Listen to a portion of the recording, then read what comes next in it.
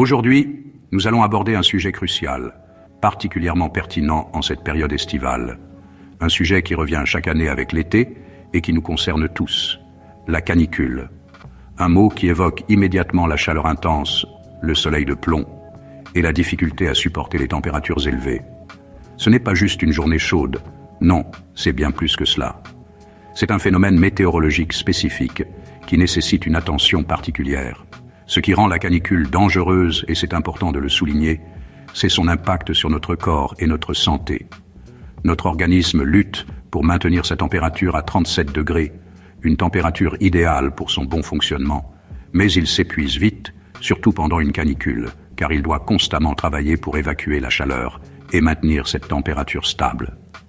Avec le réchauffement climatique, et c'est un fait indéniable, ces épisodes deviennent plus fréquents et intenses, ce qui rend la prévention encore plus cruciale.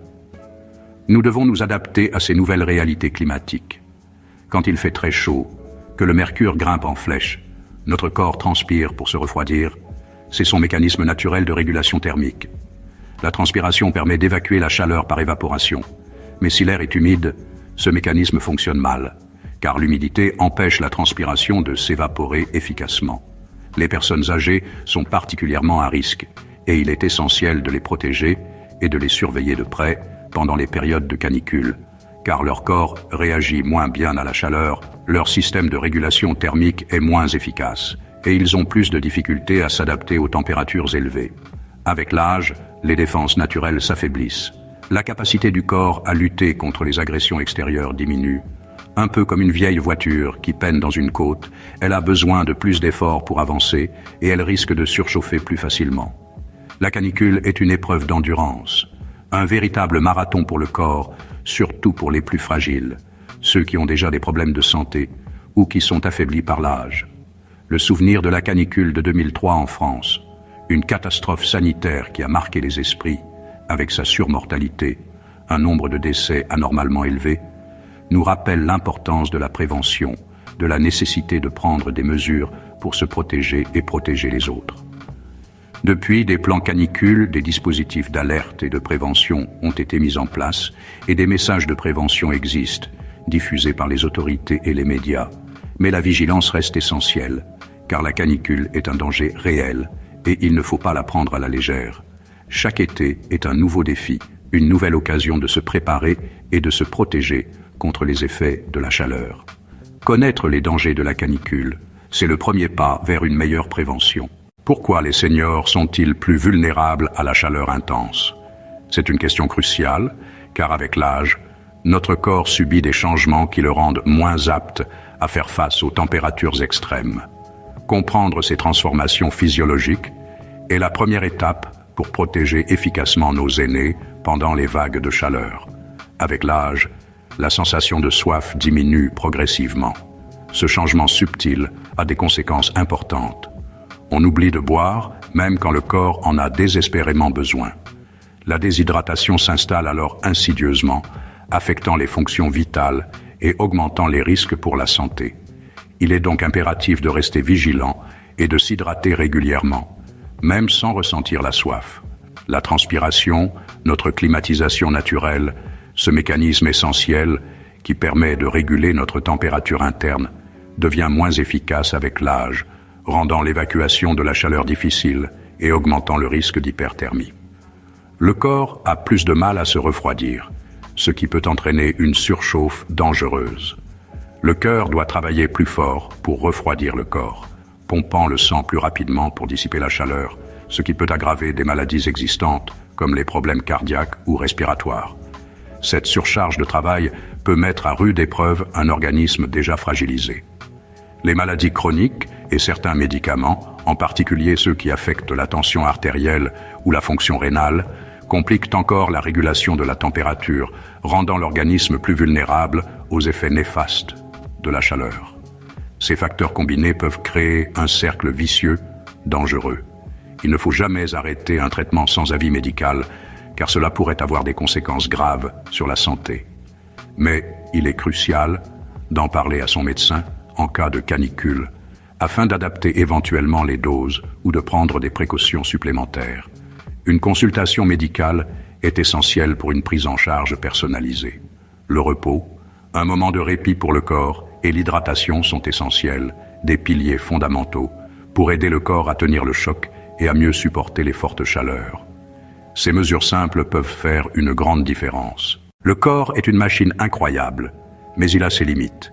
Lorsqu'il est exposé à une chaleur excessive, il peut commencer à montrer des signes de détresse. Le corps envoie des signaux, des alertes subtiles au début, qui peuvent rapidement s'intensifier si on ne les écoute pas.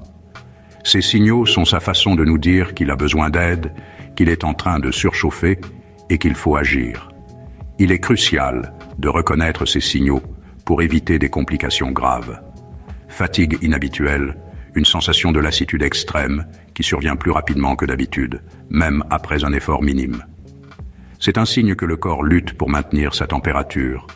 Maux de tête, souvent lancinants et persistants, qui peuvent être accompagnés d'une sensation de pression, vertige, une impression de tournoiement ou d'instabilité, comme si le sol se dérobait sous vos pieds, ou encore des crampes musculaires, qui sont des contractions involontaires et douloureuses, souvent localisées dans les jambes ou l'abdomen.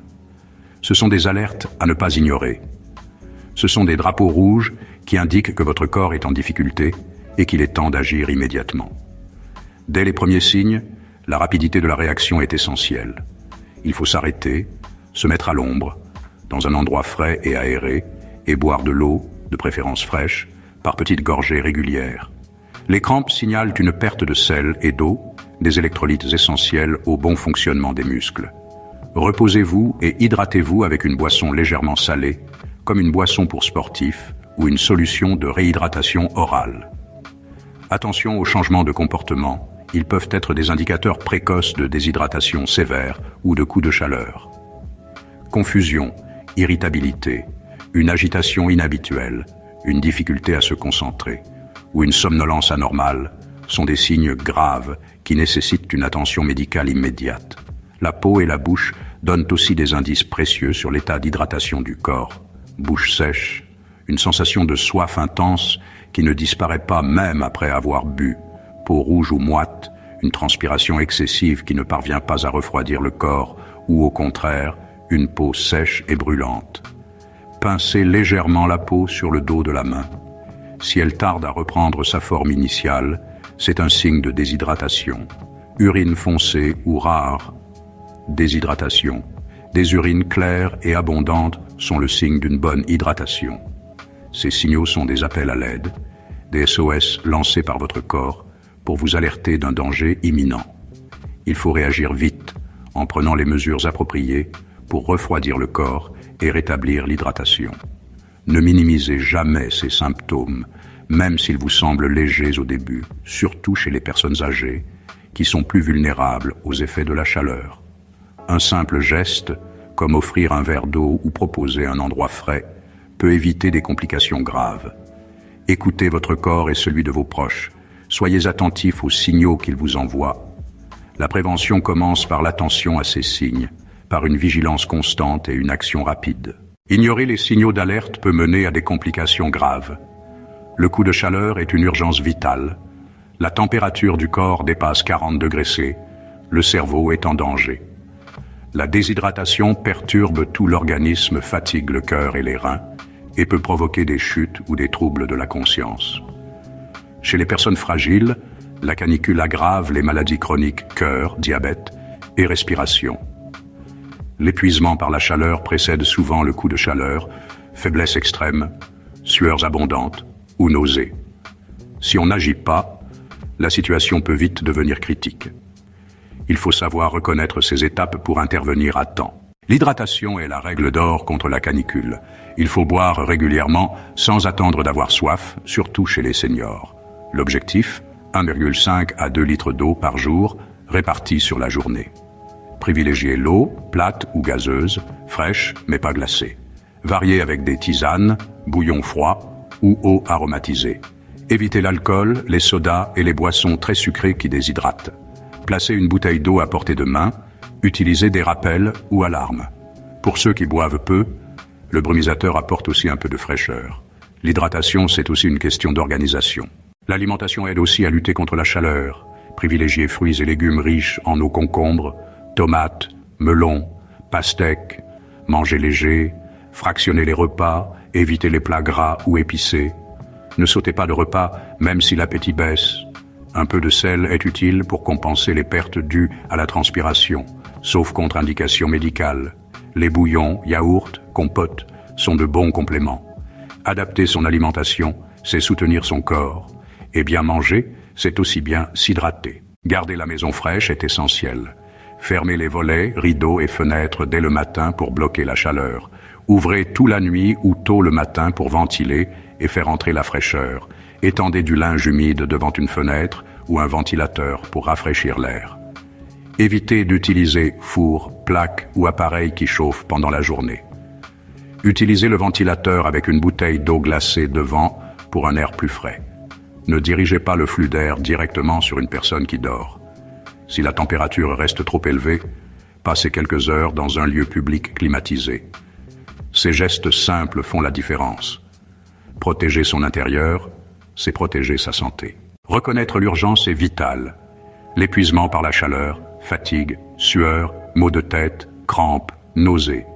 Le coup de chaleur, température supérieure à 40 degrés, peau rouge et sèche, confusion, perte de connaissance. Mais aussi la déshydratation sévère, bouche sèche, urine foncée, faiblesse, vertige, confusion. Ces situations exigent une réaction immédiate. Ne sous-estimez jamais ces symptômes, surtout chez les personnes âgées. Au moindre doute, appelez un médecin ou les secours. Le temps compte. Plus l'intervention est rapide, meilleures sont les chances de récupération. Rappelez-vous de ceci, la vigilance sauve des vies. Face à un coup de chaleur ou une déshydratation sévère, chaque minute compte. Mettez la personne à l'ombre ou dans un endroit frais, allongez-la, surélevez ses jambes, desserrez ses vêtements, rafraîchissez le corps avec de l'eau fraîche, appliquez des linges humides sur le cou, les aisselles, l'aine.